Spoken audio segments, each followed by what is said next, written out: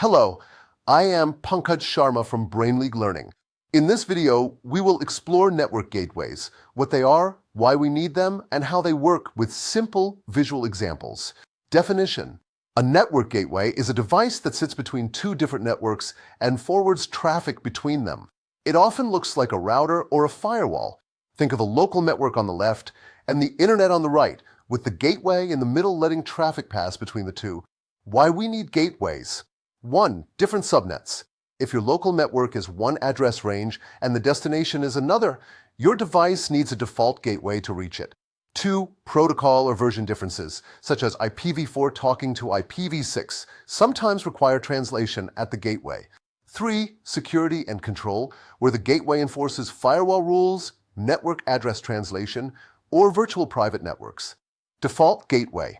When your computer wants to reach an address outside its own subnet, it forwards the packet to its default gateway.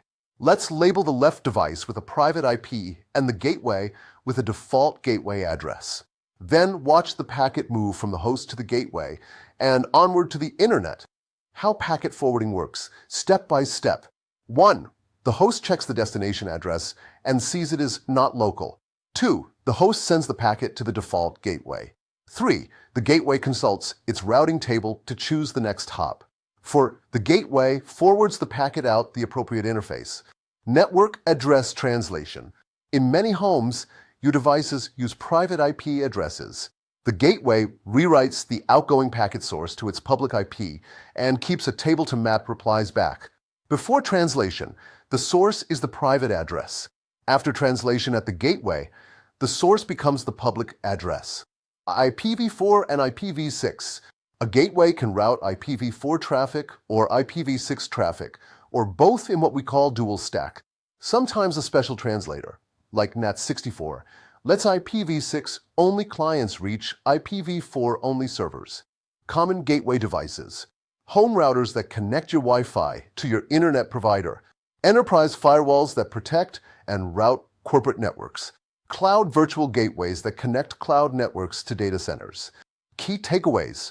A gateway connects different networks and forwards traffic. Your default gateway is your first hop to the outside world. Gateways can also do NAT, firewalling, protocol translation, and virtual private networks. Analogy 1. Network versus gateway. A network is like your neighborhood of houses where it is easy to visit neighbors. A gateway is like the main exit gate that lets you leave the neighborhood to reach the wider city.